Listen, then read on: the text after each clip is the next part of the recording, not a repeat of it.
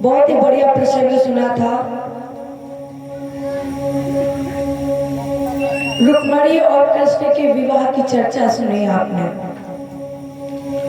रुक्मणी जी का हाथ पकड़ा भगवान ने और हरण करके रथ पर बैठाकर ऐसे चल पड़े जैसे भेड़ की झुंड में सिंह घुस जाए और जो भेड़ उसे अच्छी लगे में दाबे और किसी से ना डरे। उसी तरह भगवान निर्विघ्न होकर रुक्मणी जी का हरण करके चल पड़े। सखियां भागी दरबार में पहुंची और कहा रुक्मी अनर्थ हो गया है। रुक्मी ने पूछा क्या हुआ? बोली वो जो द्वारकाधीश कृष्ण है ना, उसने रुक्मणी जी का हरण कर लिया है।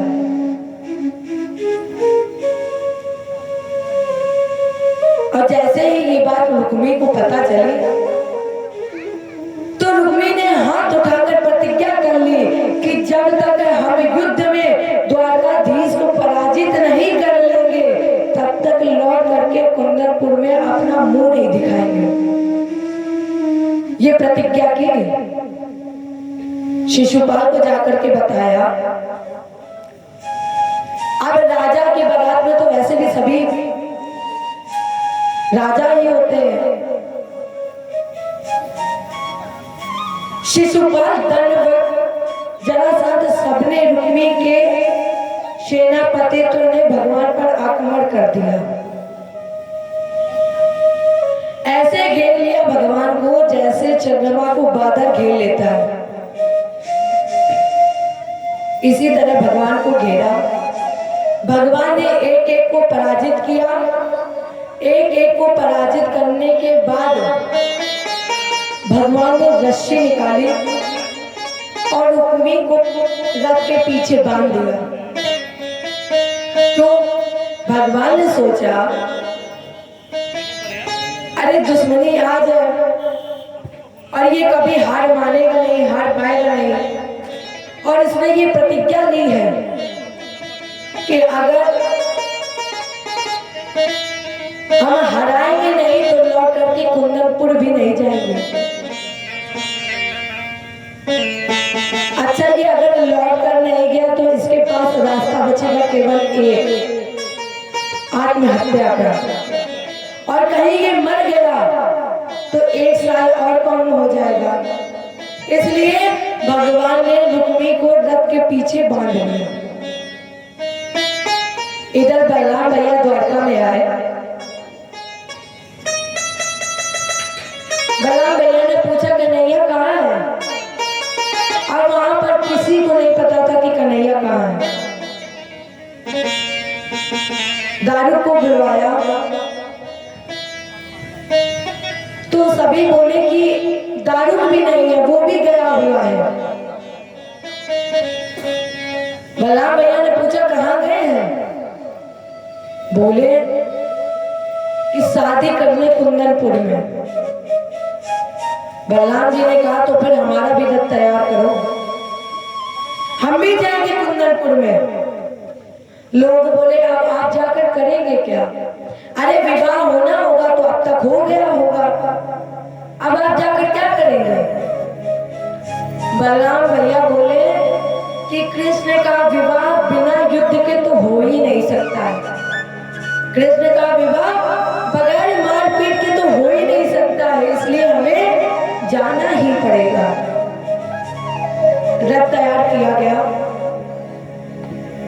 अब ये भी चल पड़े द्वारका से कुंदनपुर की तरफ। कन्हैया ने देखा कि दहुआ आ रहे हैं, बहुत गुस्सैल है और बहुत जुद्दी भी है, जल्दी नाराज भी हो जाते हैं, तो कहीं नाराज ना हो जाए इसलिए रथ पास में आता इससे पहले ही उतर गए। हाथ जोड़ करके बोले, ये कृष्ण आपको प्रणाम करता है। बलराम जी ने आशीर्वाद दिया या नहीं दिया ये नहीं देखा, तिरछी नजर करके रुक्मणी जी की तरफ देख रहे हैं और कहा, है रुक्मणी, अभी तक तुम रथ में बैठी हो, तुम्हें पता है ये कौन है? ये मेरे बड़े भैया बलराम दहुआ है। अरे जल्दी उतरो, इनको प्रणाम करो। रुक्मणी जी रथ से उतरी और हाथ जोड़ करके बोला, भैया ये रुक्मणी आपको प्रणाम करती है। बलराम भैया ने आशीर्वाद दिया, कहा अखंड सौभाग्यवती भव। कन्हैया बोले, अब तो हमारे ऊपर कुछ फर्क ही नहीं पड़ा था कि अब तो आशीर्वाद भी मिल गया, अखंड सौभाग्यवती भव। बलराम जी ने पूछा, कन्हैया कहाँ गए थे? कृष्ण बोले, विवाह करने। अच्छा एक बात बताओ कृष्ण, ये बताओ कि तुम लाए क्या हो? विवाह तो तुमने किया, पर विवाह के साथ तुम नहीं करके क्या आए हो? कन्हैया बोले, दहुआ जो कुछ भी है हमारे पास वो रथ के पीछे है, आप देख लो और ले लो। बलराम जी रथ के पीछे गए तो वो हाथ पैर चला रहा है, फड़फड़ा रहा है, रो रहा है। बलराम जी ने कहा, ये क्या है?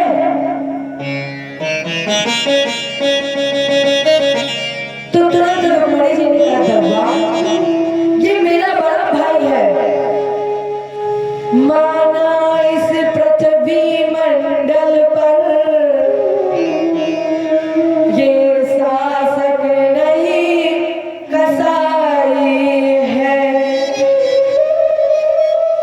लेकिन फिर भी मैं कहती हूँ आखिर वो मेरा भाई है। दहुआ मैं जानती हूँ कि ये बड़ा क्रूर है, कसाई है, अधर्मी है, अधम निराधम है, लेकिन दहुआ ये जैसा भी है तो मेरा भाई, इसे बंधन मुक्त करा दीजिए। बलराम जी ने आशीर्वाद दिया, बलराम जी ने आदेश दिया।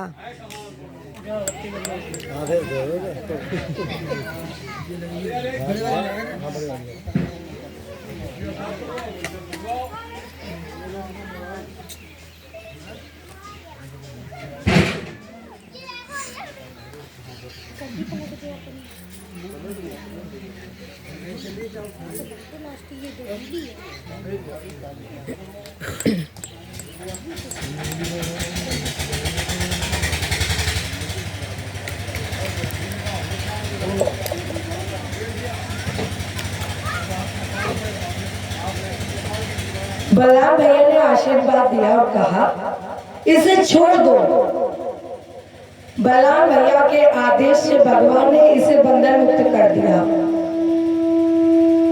अब ये प्रतिज्ञा करके आया था तो इसलिए इसने वहीं पर नगर बसाया और वहां का राजा बन गया। लेकिन अब शिशुपाल सोच रहा था कि अब हम लौट कर कैसे जाएं, क्योंकि हम लौट करके गए तो लोग क्या कहेंगे? दंभोज पुत्र चेत सम्राट शिशुपाल विवाह करने गया और पत्नी कृष्ण ले गया, अब मैं खाली हाथ लौट कर जाऊंगा तो मेरी बड़ी बदनामी होगी। मित्र ने बोला कि मेरे पास एक उपाय है जिससे किसी को पता नहीं लगेगा कि शादी हुई कि नहीं हुई। अरे शिशुपाल ने कहा कि जल्दी बताओ क्या उपाय है हमें। मित्र बोले, शिशुपाल आप एक काम करिए, जहां पर पत्नी बैठकर जाती है जिस पालकी में, वहां पर तुम बैठ जाओ, और तुम राजा हो तो राजमहल के अंदर पालकी रुकवा देना, तुम्हें कोई रोकेगा भी नहीं, टोकेगा भी नहीं।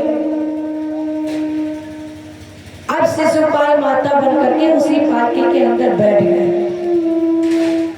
शिशुपाल वैसे ही रो रहा है जैसे कि पत्नी अपने विदाई के समय रोती है, ये रो रहा है। अब पालकी चलाते चलाते कहार थक गए, तो कहार ने सोचा कि इस पालकी को यहीं रख देते हैं और थोड़ा पानी पी करके आते हैं। कहारों ने पालकी वहीं रख दी। दो माताएं उधर थी। माताओं ने देखा क्या कहा, कैसे कहा है, अरे अभी अभी शादी हुई, नई नई शादी हुई और इसे छोड़ करके ऐसे चले गए। दोनों माताओं ने बढ़िया शरबत बनाया और पालकी के पास पहुंची। कहा देवी रो क्यों रही हो, ये तो एक दिन होना ही था। देवी रो नहीं, ये तो प्रकृति का नियम ही है कि हर लड़की को एक ना एक दिन दूसरे के घर में जाना ही पड़ेगा। अच्छा देवी तुम ऐसा करो, हम तुम्हारे लिए शरबत बना करके लाए हैं, तुम शरबत पियो। और जैसे ही माताओं ने देवी को शरबत दिया, अब उन्हें क्या पता कि अंदर शिशुपाल बैठी कि महिला बैठी। जैसे ही शिशुपाल को शरबत दिया, उन्होंने देखा वो वहीं पर मूर्छित हो गए। शिशुपाल रोता बिलखता बारात लेकर के वापस हो गया। भगवान कृष्ण के भैया रुक्मणी जी के साथ द्वारका पधारे और यहाँ पर भगवान कृष्ण का प्रथम विवाह हुआ। भगवान कृष्ण का प्रथम विवाह रुक्मणी जी के साथ हुआ और यहीं से हमारे कन्हैया का एक ही नाम पड़ गया, रुक्मणी कृष्ण। जय बोलो रुक्मणी कृष्ण भगवान। ये प्रथम विवाह भगवान का संपादित हुआ। कामस्तु वासुदेवांसु अदगधार प्राग रुद्र मनन्ना। समय आने पर इनके यहाँ कामदेव में प्रकटे जन्मे। प्रद्युम्न इति विख्याता और सर्वतो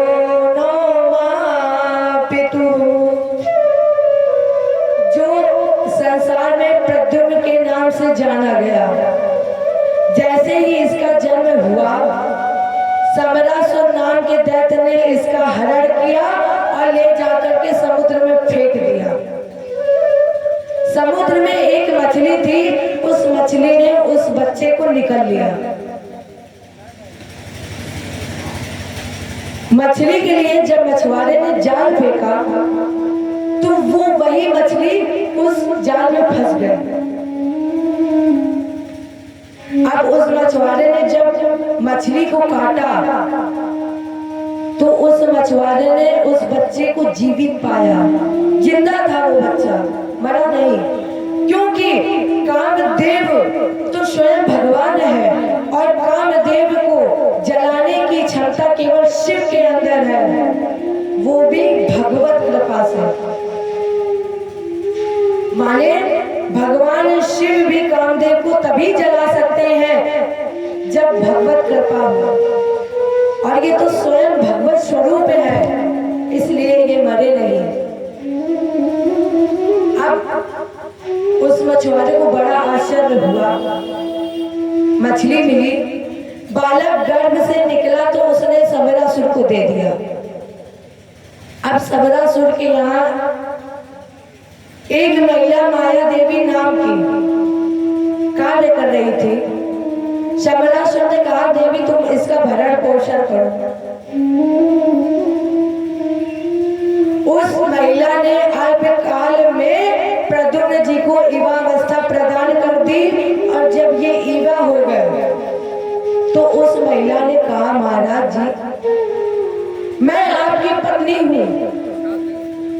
प्रद्युम्न ने कहा, देवी तुम मेरी पत्नी हो? अरे तुम तो मेरी माँ हो, और आज तुम्हारे हृदय में ये कुविचार कहाँ से आ गया? माया देवी ने कहा, स्वामी आपको पता है आप पुत्र हैं किसके? प्रद्युम्न ने कहा, हमने तो आपके गोद में ही आंख खोली है और हम आपके अलावा किसी और को जानते भी नहीं हैं।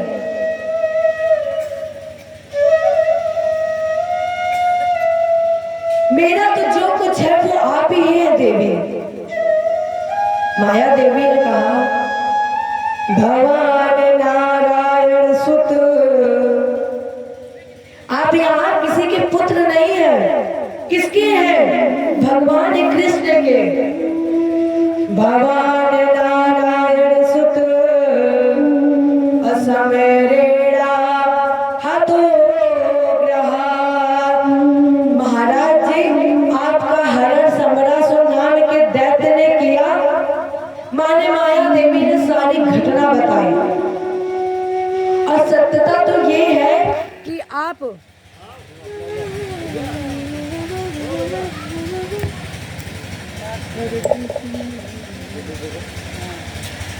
सत्यता तो ये है कि आप कृष्ण के भी पुत्र नहीं हैं, केवल जन्मे हैं आप। लेकिन आप हैं कौन? अहम ते धिकता पत्नी रति कामो प्रभान प्रभु। मैं आपकी पत्नी हूँ और आप कामदेव हैं। तब शिवती शरणयन उघारा, अचितवत काम भयो जरी छरा। मैंने शंकर जी की बड़ी तपस्या की तो उन्होंने वरदान दिया, जब यदुवंश कृष्ण अवतारा और हुए हरण महामयी भारा। कृष्ण तनय हुए पति तोरा, और वचन अन्यता होए ना मोरा। मैं आपकी पत्नी रति हूँ, आप कामदेव है। प्रद्युम्न को अपने पूर्व जन्म का स्मरण हो गया और महामाया का ज्ञान प्राप्त करके इन्होंने समरासुर दैत्य का उद्धार कर दिया और अपनी पत्नी रति जी के साथ इन्होंने द्वारका में प्रवेश किया। राजेंद्र, ये प्रथम विवाह भगवान का प्रथम पुत्र और उसका संस्कार विवाह के पावन प्रसंग आपने सुना। इसके बाद भगवान को एक दोष लग गया। किसका? बोले चोरी का। अब राजेंद्र जरा सोचिए, एक विचार करिए यहाँ से, जब इस संसार ने भगवान को नहीं छोड़ा, जब इस संसार ने भगवान को नहीं छोड़ा तो हमें आपको क्या छोड़ेगा? राजा परीक्षित ने कहा, गुरुजी एक बात बताइए, भगवान को चोरी का दोष क्यों लगा और किसने लगाया? बोले सत्राजित ने।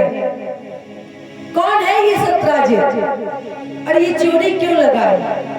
और ये जो इसमें मणि है इसका दोष भगवान को क्यों लगा? सुखदेव जी ने कहा, ये जो सत्राजित है ये सूर्य का परम भक्त है। इसने सूर्य की भक्ति करके स्मृत मणि प्राप्त की और ये मणि जिसके पास रहती है उसे 8 भार सोना देती है।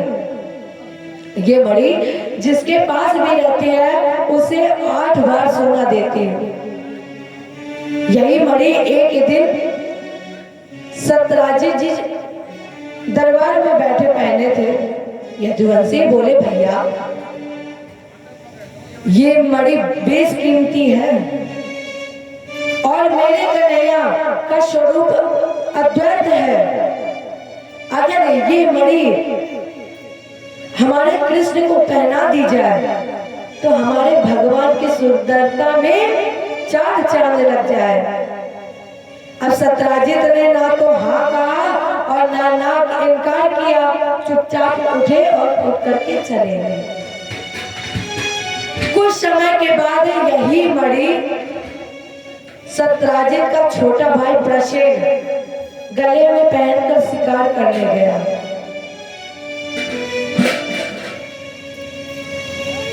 सिंह ने घोड़े को मार दिया और प्रसेन को मार दिया और मणि से खेलने लगा। सिंह मणि से खेल ही रहा था, तब तक उधर से जामवंत जी निकले। जामवंत जी ने मणि देखी तो सिंह को मार करके वो मणि ले ली और जामवती को जाकर दे दी। अब जामवती जी उस मणि से खेल रही थी। जब जामवती जी उस मणि से खेल रही थी तब जामवंत सो गए। सत्राजित ने देखा कि मेरा भाई लौट करके नहीं आया। जब सत्राजित का भाई लौट कर नहीं आया तो इसे ये संदेह हो गया कि कृष्ण सामर्थ्यवान है।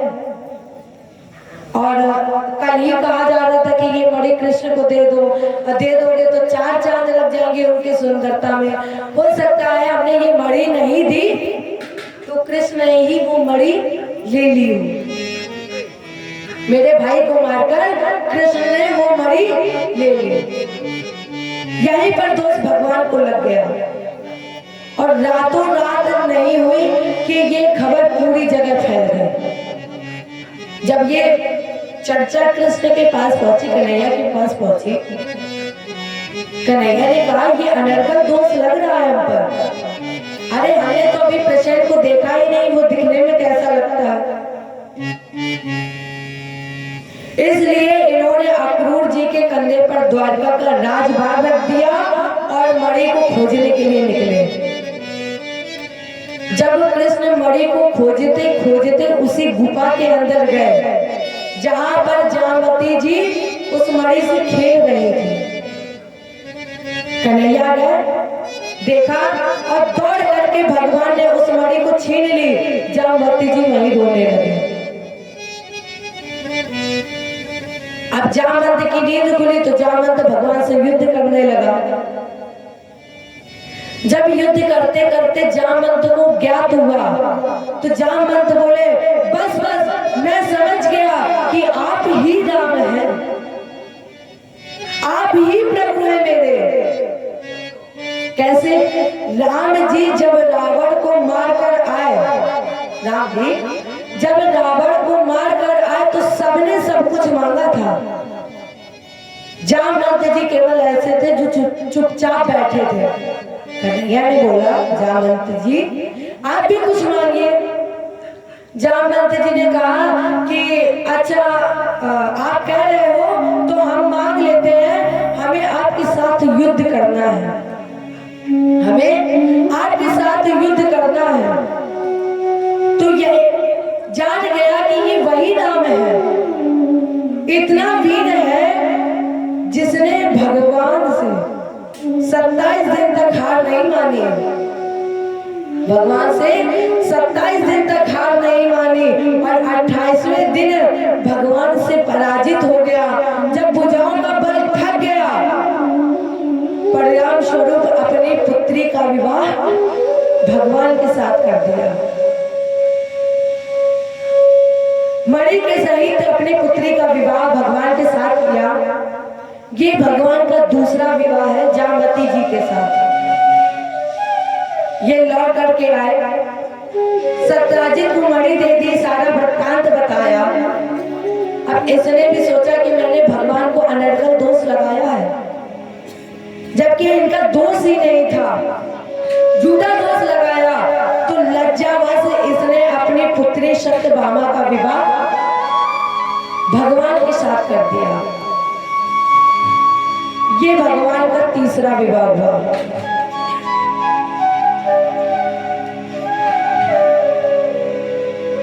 एक दारथ मारू है और विजयो बाण रथ ध्वजम गांडीवम धनुरागाय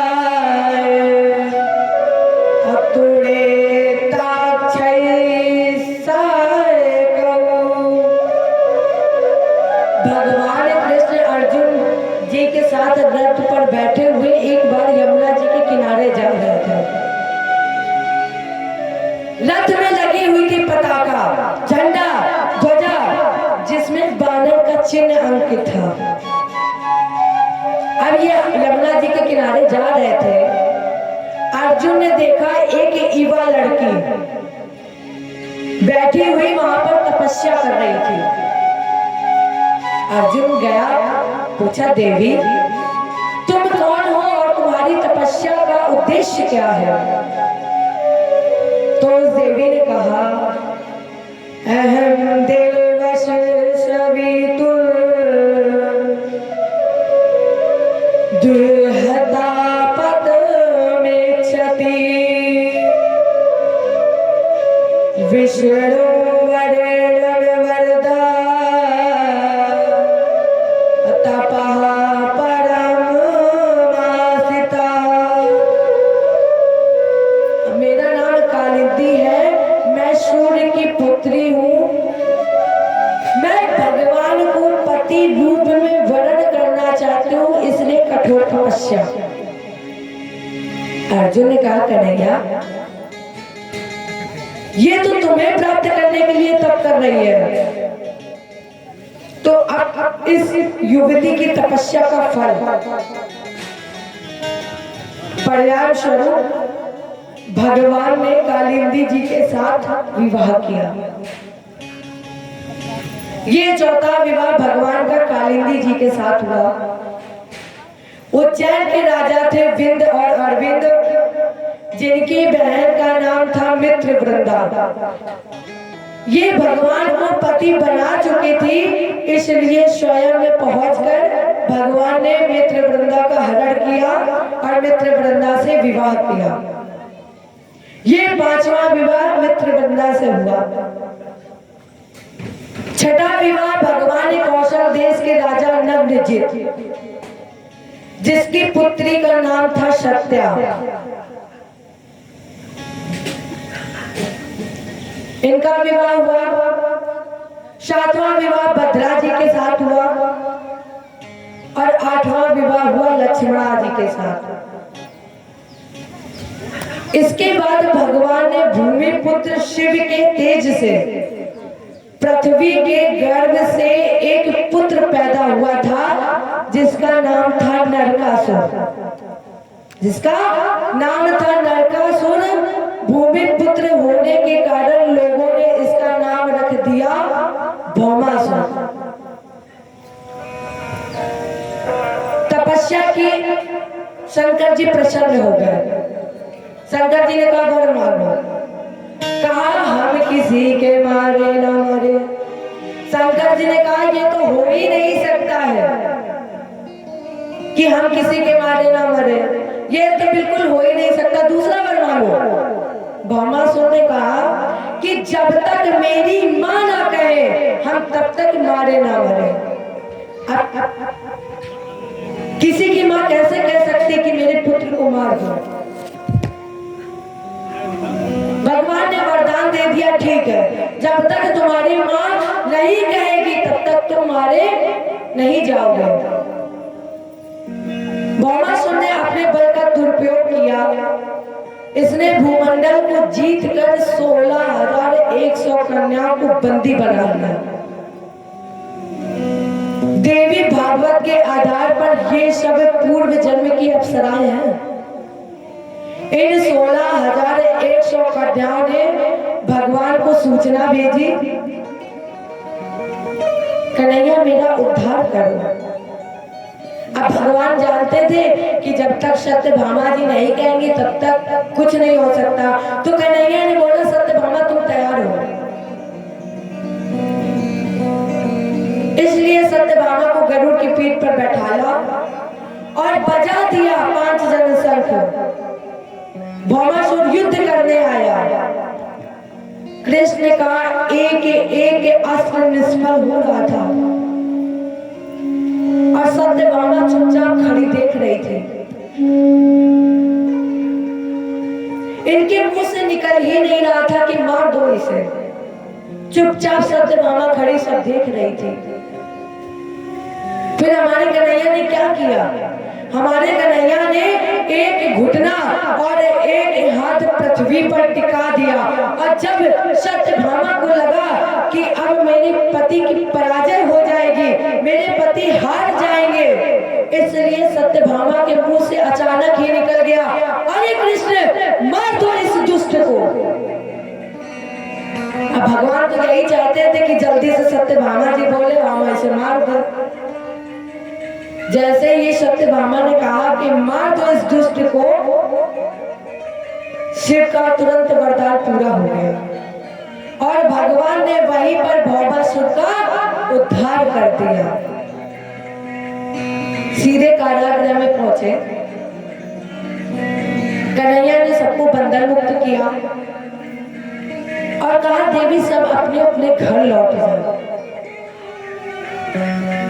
इन कन्याओं ने कहा इतने दिन तक हम एक अधर्मी अन्याय के सानिध्य में रहे, पापी के सानिध्य में रहे हैं,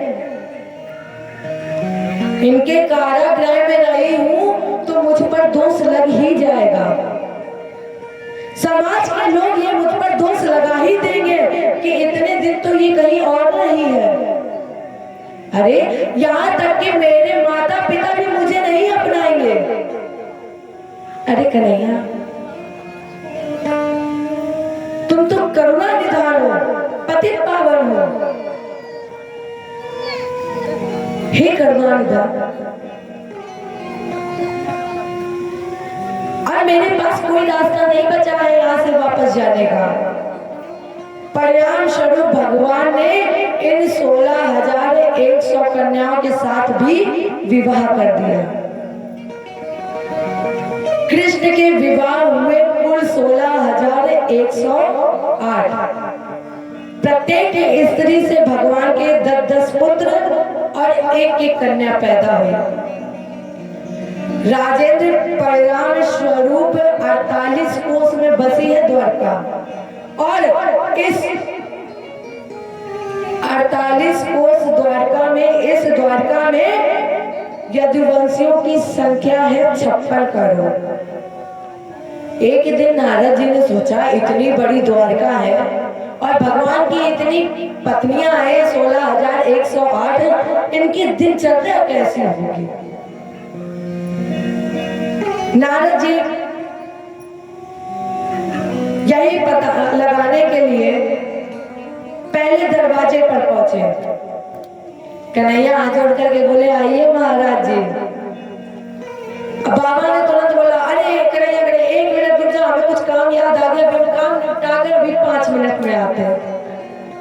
अब नारद जी को तो यही लग रहा था कि कन्हैया एक जगह है तो दूसरी जगह नहीं होंगे। दूसरे दरवाजे पर पहुंचे। जैसे ही दूसरे दरवाजे पर पहुंचे कन्हैया हाथ जोड़ करके बोले आइए बाबा। नारद जी बोले बस अभी 5 मिनट दे दो, अभी हम लौट कर आ रहे हैं, काम याद आ गया। तीसरे दरवाजे पर पहुंचे तो कहीं कन्हैया कपड़े पहनते हुए दिख रहे, चौथे दरवाजे पर कहीं कन्हैया बाल खींचते हुए दिख रहे। अब नारद जी को लग रहा कि इसका मतलब कहीं गुप्त दरवाजा है जिससे ये इधर उधर अंदर से आ जा रहे हैं। बीच के दरवाजों को छोड़कर पहुंचे सीधे 52 दरवाजे पर और जैसे ही बाबा 52 दरवाजे पर पहुंचे कन्हैया हाथ जोड़कर करे आइए बाबा जी। अब नारद जी सोचे ये तो हर जगह है, माने जितनी भी पत्नियां थी भगवान की सबको यही लग रहा था कि कृष्ण मेरे साथ है और कहीं नहीं है। एक दिन तो रुक्मणी जी कन्हैया जी के पैर दबा रहे थे। कन्हैया ने सोचा कि आज लाओ रुक्मणी जी से थोड़ा हास्य करें, क्योंकि रुक्मणी जी रोज हंसती हुई दिखती है। आज हम रुक्मणी जी को रोते हुए देखना चाहते हैं कि रोते हुए कैसे लग रहे हैं। तो कन्हैया ने एक मजाक करने की सोची। कन्हैया ने कहा, अरे रुक्मणी, ये बताओ तुमने हमें देखकर विवाह किया है? अरे हम तो तुम्हारे काबिल नहीं है। कहाँ तुम राज्य कन्या और कहाँ हम गौवे चराने वाले, माखन चुराने वाले ग्वाले हैं। क्या देख करके तुमने हमसे विवाह किया? हम कहाँ काले का लुटे और फिर कहाँ गोरी। और जैसे ही कन्हैया बोले, रुक्मणी जी वहीं रोने लगी, बेहोश हो गए। मतलब कन्हैया ने जैसे बोला कि कहाँ हम काले कलुटे, तुमने हमें देखकर क्यों विवाह कर लिया, क्या है हमें ऐसा। रुक्मणी जी वहीं रोने लगी, मूर्छित हो गई। भगवान ने पानी के छींटे मारे, होश में लाए। रुक्मणी जी ने कहा, अरे कन्हैया, तुमने आज ये तो बोल दिया है, पर आज के बाद कभी ऐसा मत बोलना। कन्हैया बोले, अरे हम तो मजाक कर रहे थे।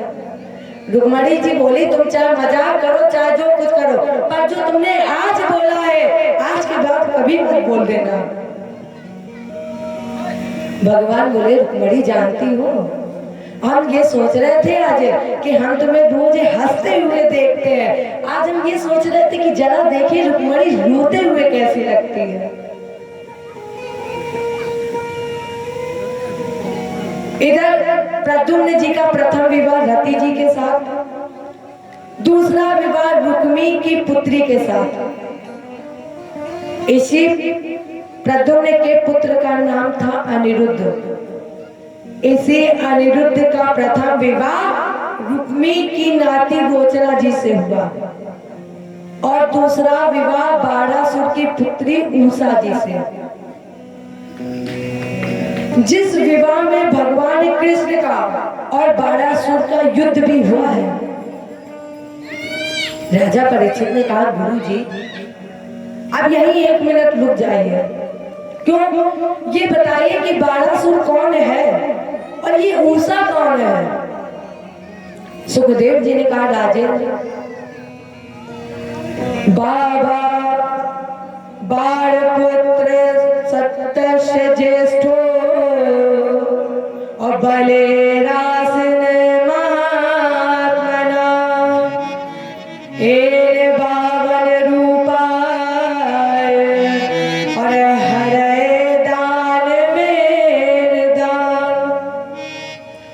दैत्य राज बलि के 100 पुत्रों में से सबसे बड़े पुत्र का नाम है बाणासुर।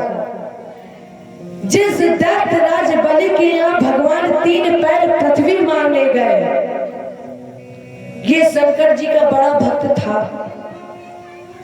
अब यहाँ एक बात ध्यान देने की है, भगवान विष्णु और भगवान शंकर में अंतर क्या है तो दोनों एक ही, पर दोनों में अंतर क्या है।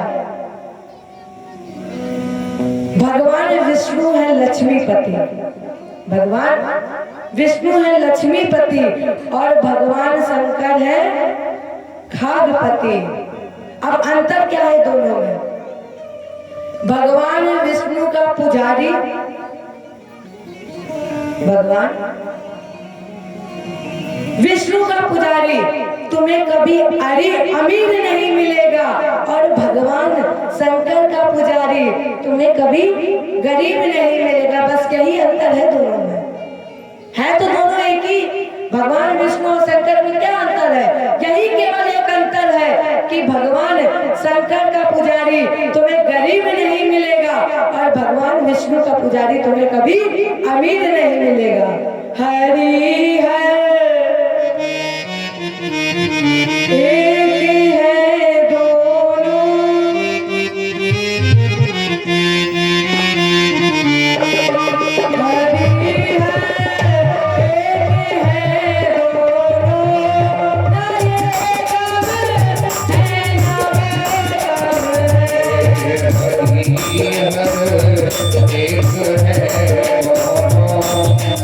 ये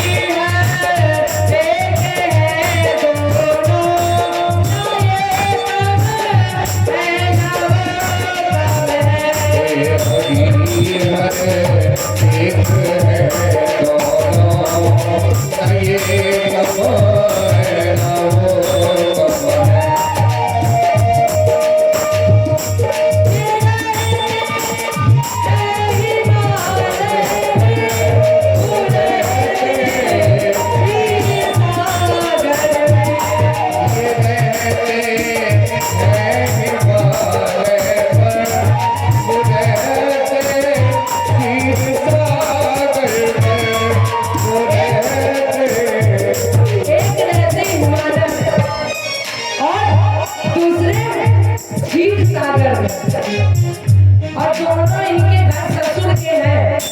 ये रहते हैं हिमालय में, गिरे तीर सागर में, ससुर घर दोनों रहते हैं, ससुर घर दोनों रहते हैं, ना ये करे है ना वो करे।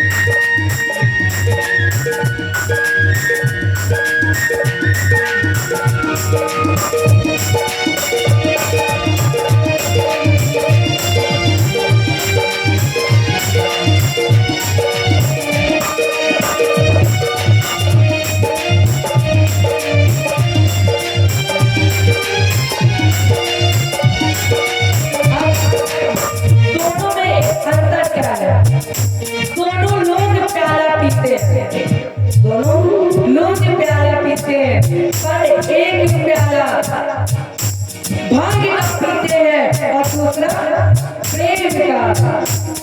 ये पीते भाग्य का प्याला, पीते प्रेम का प्याला, पीते भाग्य का प्याला, वो पीते प्रेम का प्याला।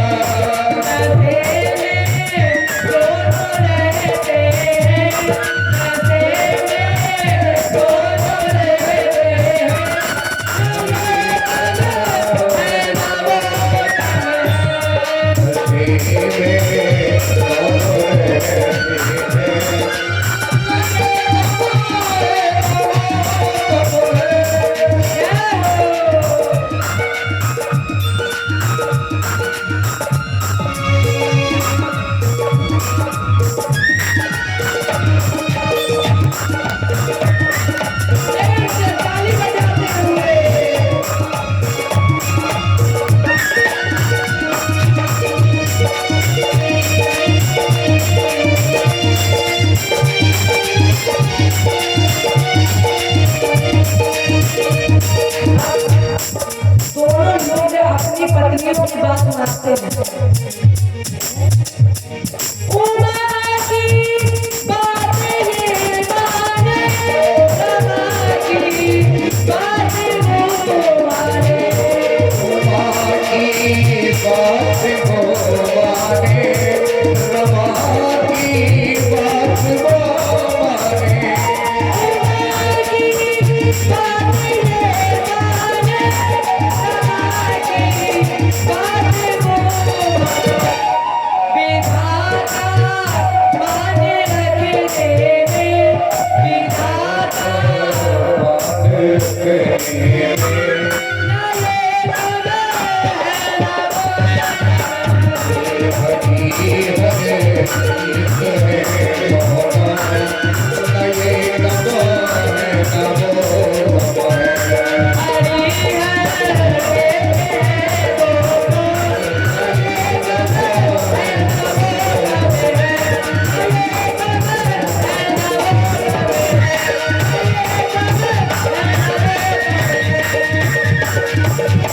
Thank you. ये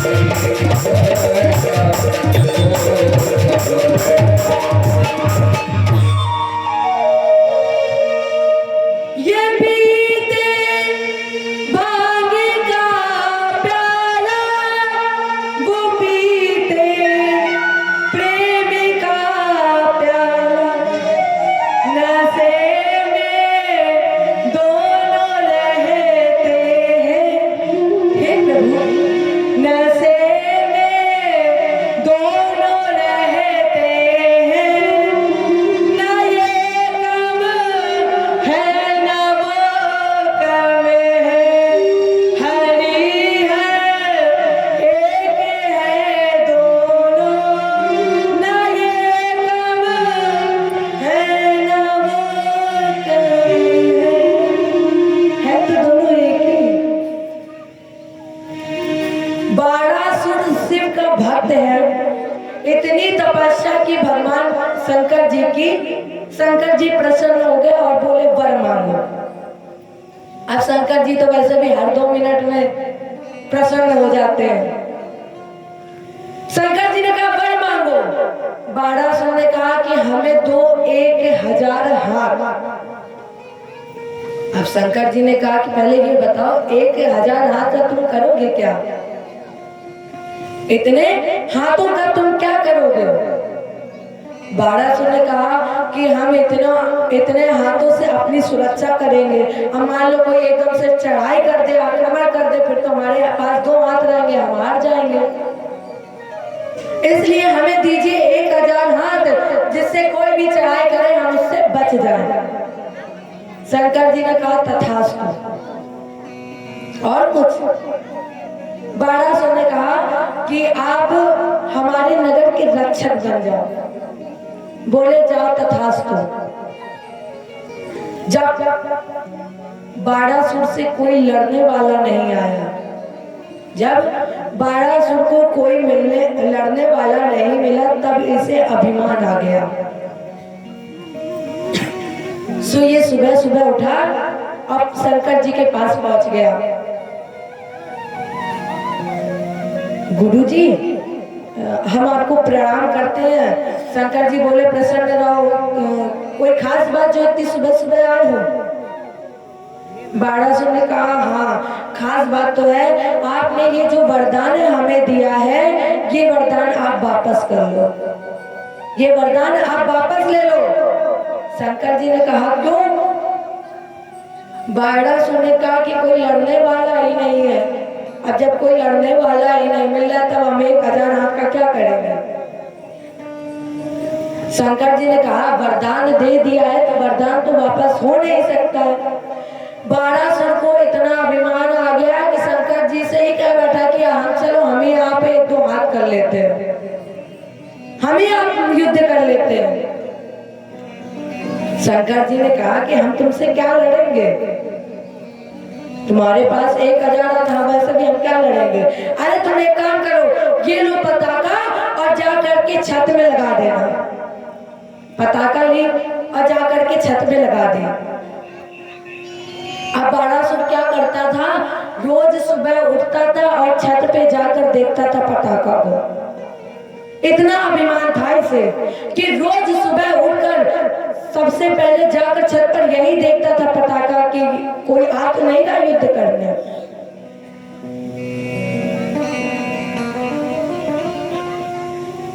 प्यारे, हमारे प्रभु का एक नाम गर्वाहारी भी है।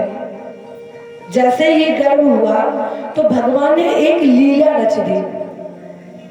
इसी पुत्री का नाम था उषा। सैन्य कक्षा में पढ़ी सो रही थी, अचानक स्वप्न देखा एक अद्वितीय पुरुष का।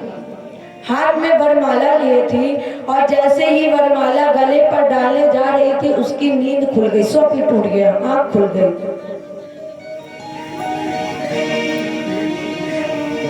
जब आंख खुली सपना टूटा और साथ में दिल भी टूट गया। ओ हाय मेरे प्यारे प्रियतम, और प्रियकांत का साथ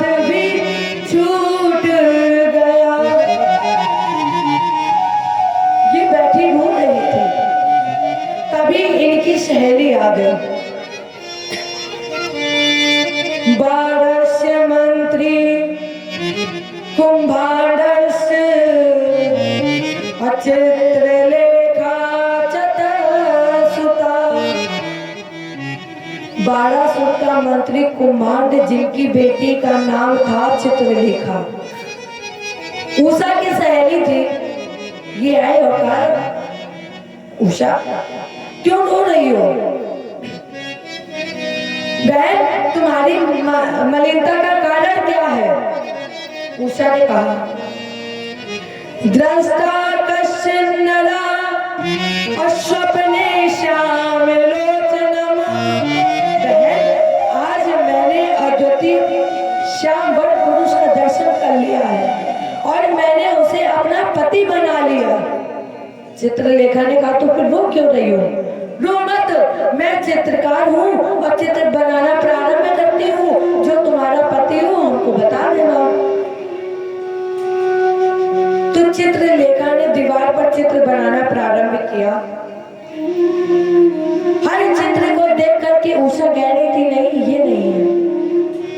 और अब की बात ये मृत्यु लोक में आए। इसने सबसे ज्यादा सुंदर द्वारकाधीश कृष्ण का चित्र बनाया। चित्रलेखा ने पूछा, ये है? उषा ने कहा, ये नहीं है, लेकिन हाँ ऐसा लग रहा देख करके कि शायद तुम उस खानदान में प्रवेश कर रही हो। धीरे धीरे उस खानदान में प्रवेश कर गई हो। इसने कन्हैया जी का चित्र हटाया और प्रद्युम्न जी का चित्र बनाया। जैसे ही प्रद्युम्न जी का चित्र बना, उषा ने थोड़ा घूंघट कर लिया। चित्रलेखा ने पूछा, बहन यही है? उषा ने कहा, ये या तो मेरे पति का पिता है या मेरे पति का बड़ा भाई है।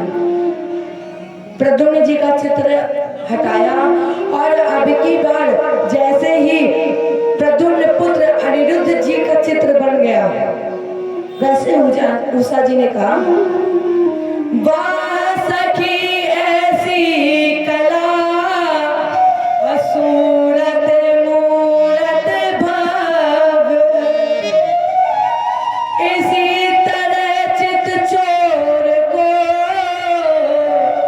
ले आना करतब। अरे चित्रलेखा, कितनी सुंदर तुम्हारी कला है। इसी तरह पति का साक्षात्कार। चित्रलेखा ने योगी का रूप बना लिया। अब द्वारका की तरफ चल पड़े। अब नारद जी ने कहा कि ये जा तो नहीं है, लेकिन अगर कहीं गरुड़ और सुदर्शन ने देख लिया और इसे अगर पहचान लिया तो मार देगा, क्योंकि द्वारका की रक्षा एक तरफ गरुड़ कर रहा है और दूसरी तरफ सुदर्शन। वैसे तो भगवान का आदेश है कि ब्राह्मण भक्त संत योगी को बगैर रोक टोक के प्रवेश दे दिया जाए। और कहीं अगर ये रूप बदल करके गई है, योगी के रूप में गई है, और अगर कहीं गरुड़ और सुदर्शन पहचान गए तो इसको कहीं मार ना दे। तो नारद जी आए। नारद जी ने कहा, बहन ऐसा करो, तुम पीछे पीछे चलो और हम आगे आगे चल रहे हैं। गए। अब नारद जी ने गरुड़ और सुदर्शन से कहा कि एक बात बताओ कि तुमने भजन कब से नहीं किया है?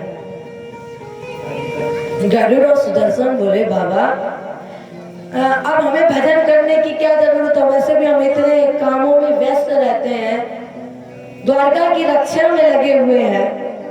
नारद जी बोले, तुम्हें एक बात पता है? गरुड़ सुदर्शन ने पूछा, क्या?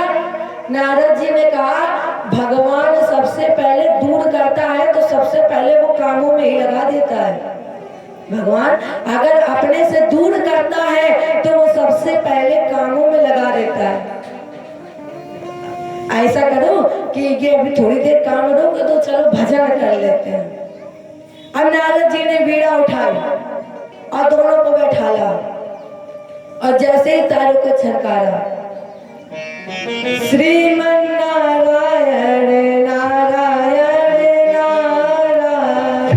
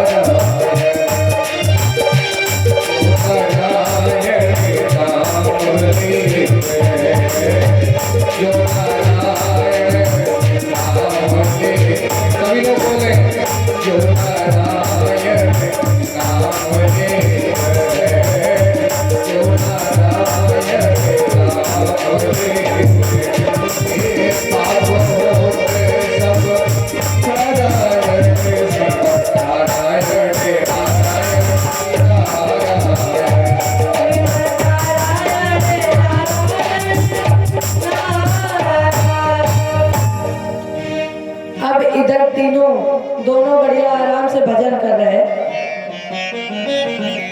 नारद जी ने कहा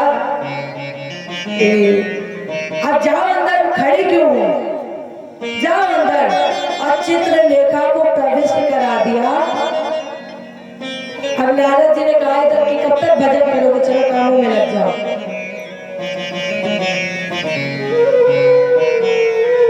चित्रलेखा ने आकाश मार्ग से अनिरुद्ध को उड़ा दिया और उषा के सैन्य कक्ष में पहुंचाया।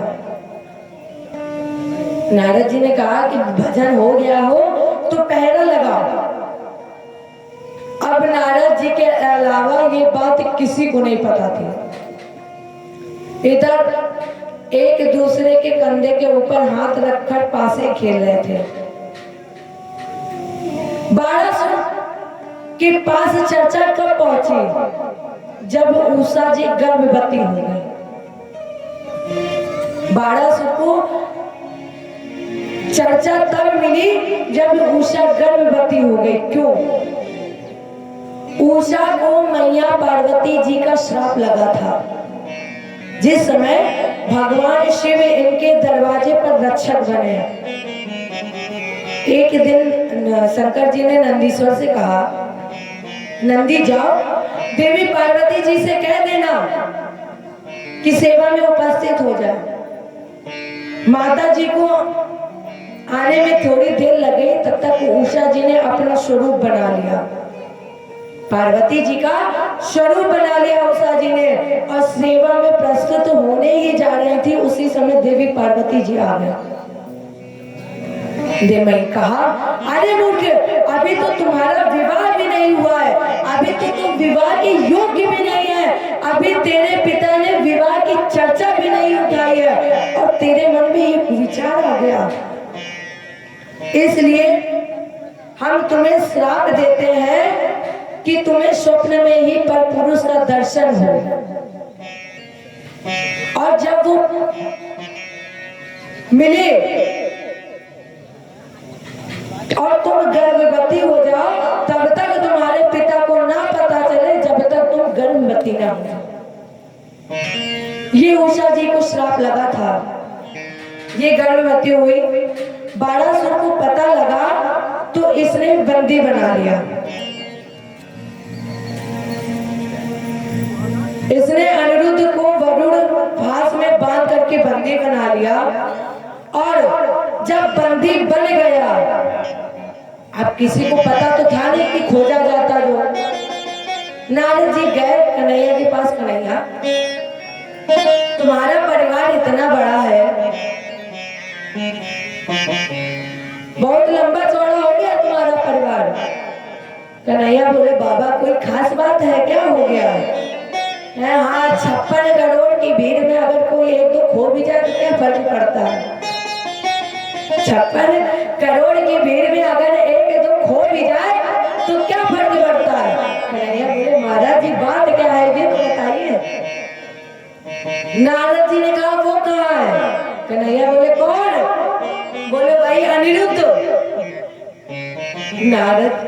कन्हैया बोले होगा कहीं पे। नारद जी बोले आपको पता है 4 महीने हो गए उसको जेल में पड़े हुए।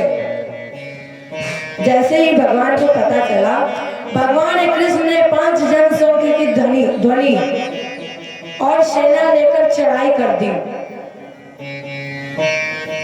इतनी सेना जब ये चले तो इनके चलने से जो धूल उड़ी, ये धूल जब आकाश में छा गई तो दिन में भी सूर्य का प्रकाश पृथ्वी पर आना बंद हो गया।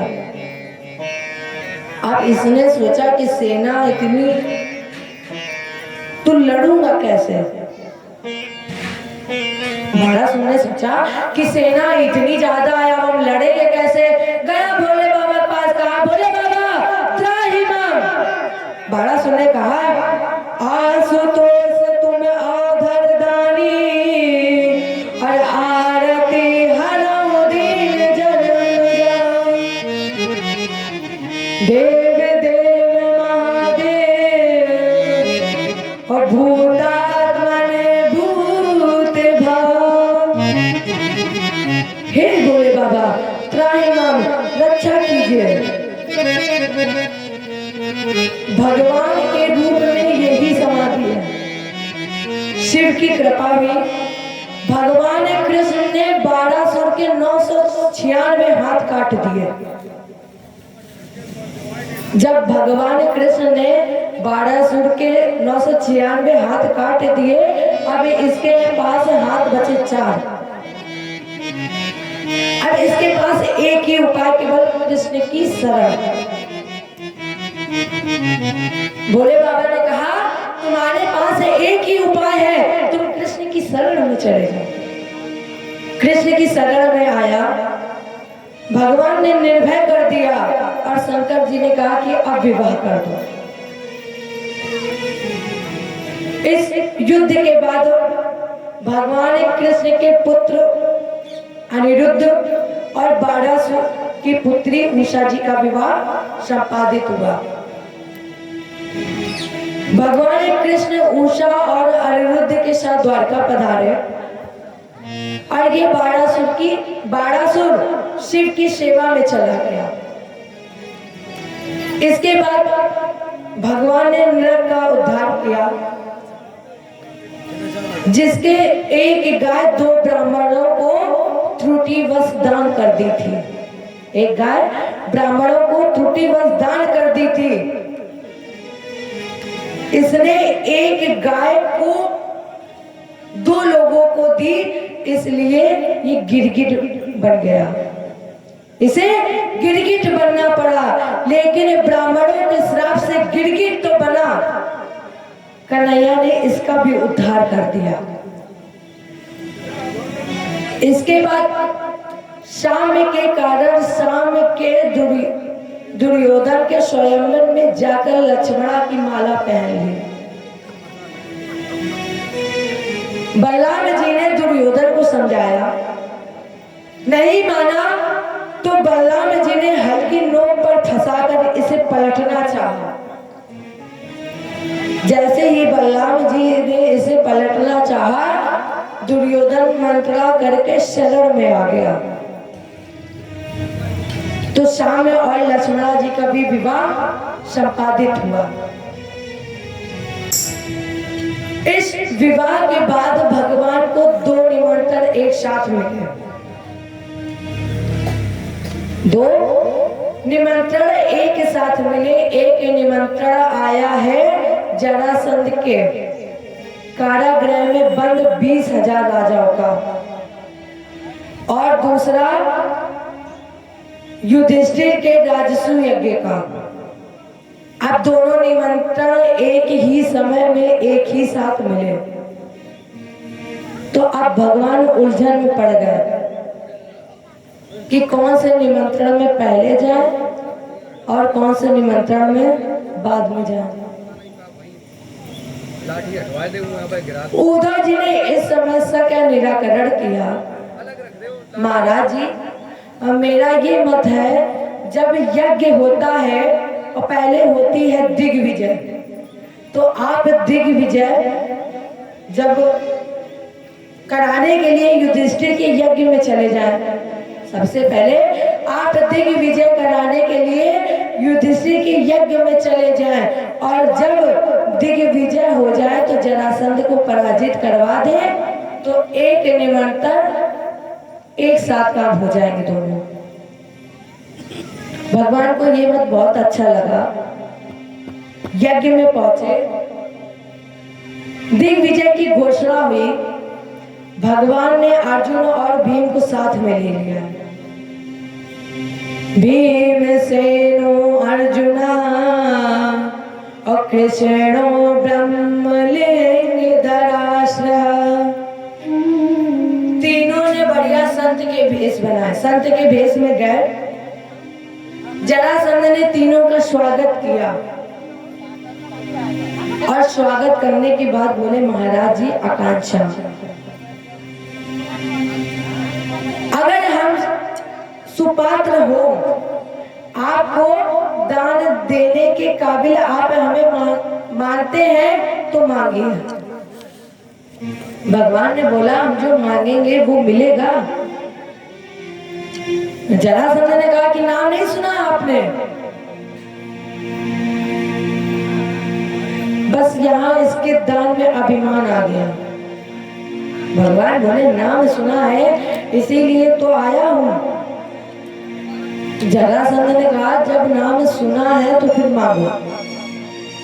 भगवान बोले,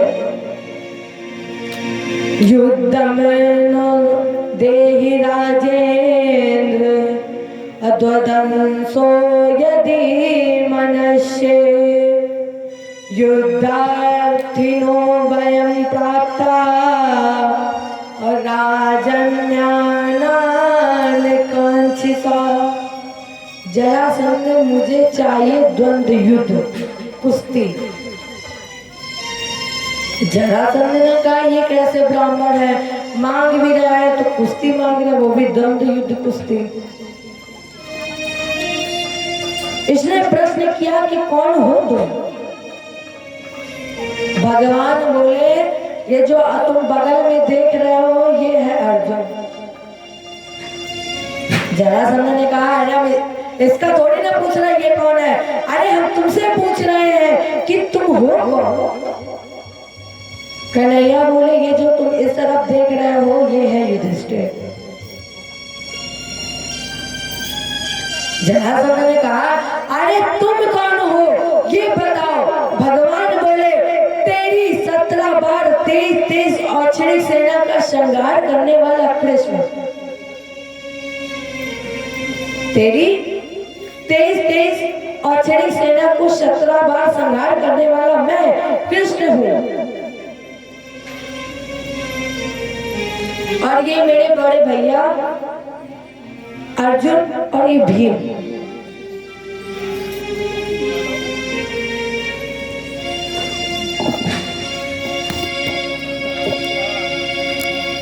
फिर सब इधर उधर।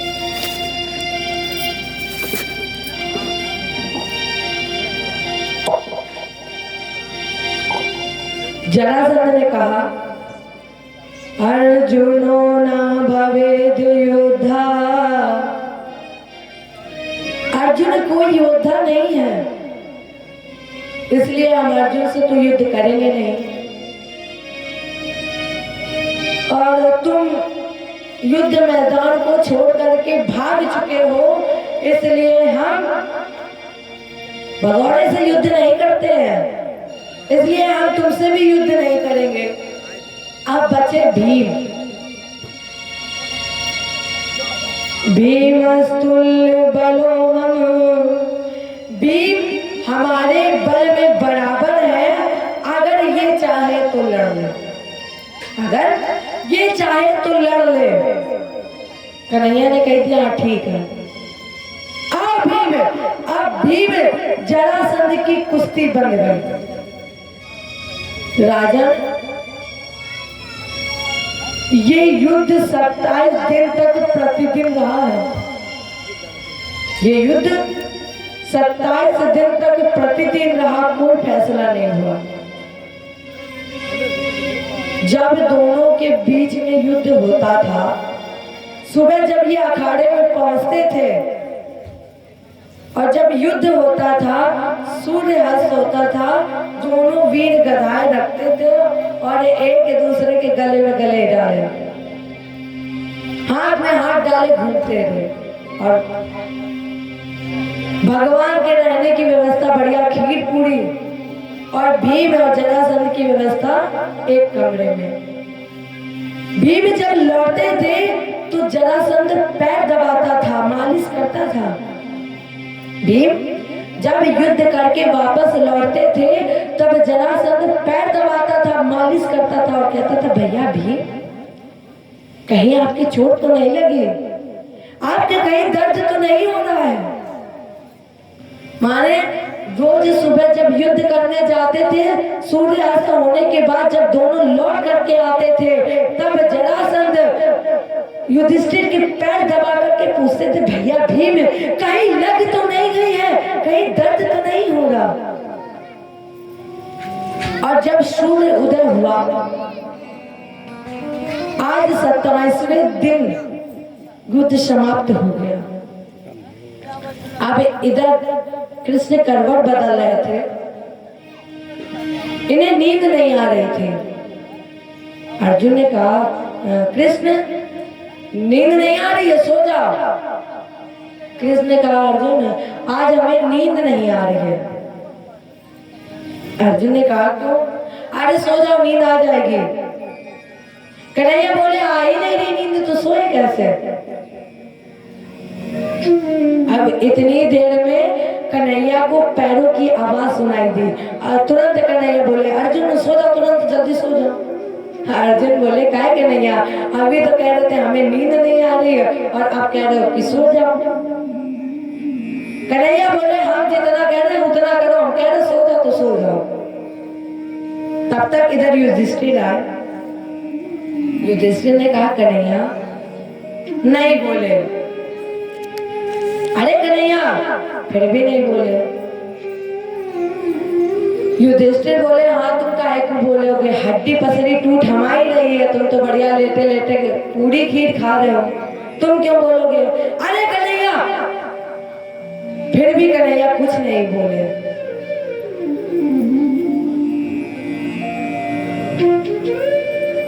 युधिष्ठिर ने कहा कि कन्हैया, अब अगर तुम नहीं बोले तो हम लौट करके चले जाएंगे, हम युद्ध छोड़ करके चले जाएंगे। भगवान सोच रहे थे कि हमें लग रहा कि अगर अब की बार नहीं बोले तो कहीं ये लौट कर चला गया तो नाक कट जाएगी। अब की बार जैसे ही युधिष्ठिर ने बोला, अरे कन्हैया, कन्हैया कहते, कौन हो तुम?